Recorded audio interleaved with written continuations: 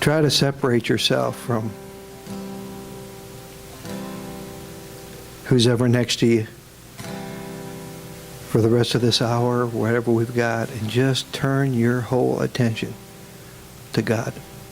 Just turn every bit, every moment you've got this morning to Him. Because He's caring about you. He loves you. He is concerned about you. I'm telling you, God is not afraid. He's not in fear this morning. He's not sick. He's not worried. He didn't wake up wondering. He's got this whole thing worked out. He's got it all worked out.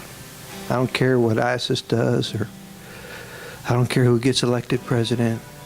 God is still in control. God's still in control. We just got to get to where He is.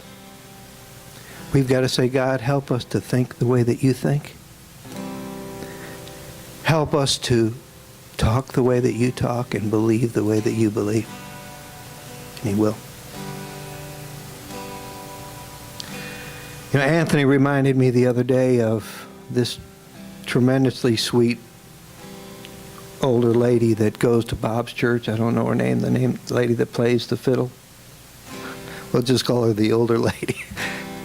Said she's not here, it won't offend her.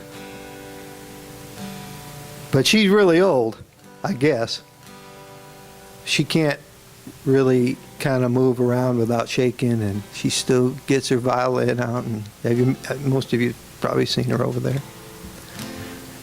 But she was at another church, and because she was so feeble and so old, they told her she couldn't play the violin anymore in front of the church. I don't know if you even knew that. Basically, they asked her to leave. And what I want all of you to know, all of you to understand, because I feel it this morning, I just feel it, that sometimes the things that happen to us, God uses them to strengthen us. I can't explain that. So I'm not going to try, but I know one thing. In your weakness, He is strong. He is strong. Some of the first century saints in 1 Corinthians said, we glory in our infirmities. We glory in them. I have to look at that and think, how do you glory in an infirmity? How do you find glory in an infirmity? Because they knew that that was going to bring them closer to God.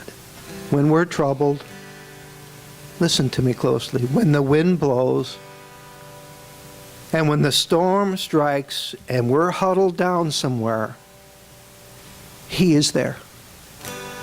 He is there. He's there. And in your moment of storm, when it's storming the worst, I want you to know that He is with you. He'll never forsake you or never leave you, even to the end of the world. He's always there. Isn't that a cool thing? Isn't that a great thing? And somehow in your weakness, here's what will happen in that storm. You'll start seeking His face. You'll start calling out. You might say, Tom, I was already calling out. I didn't need a storm. You don't know how much you might have needed a storm. You don't know how much good a storm will do for you. You ever see a storm kind of blow through your backyard and it's really a bad one? I have.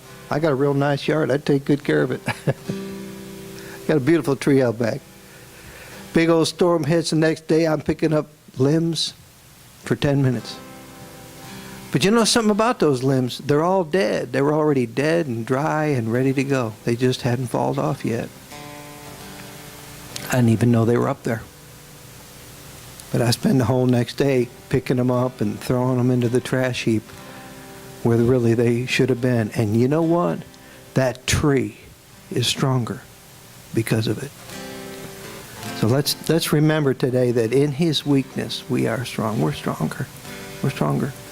When you get a trial next time, start to give Him thanks. Thank you, Lord. Help me to seek Your face and open my eyes and praise Your wonderful name even in this storm.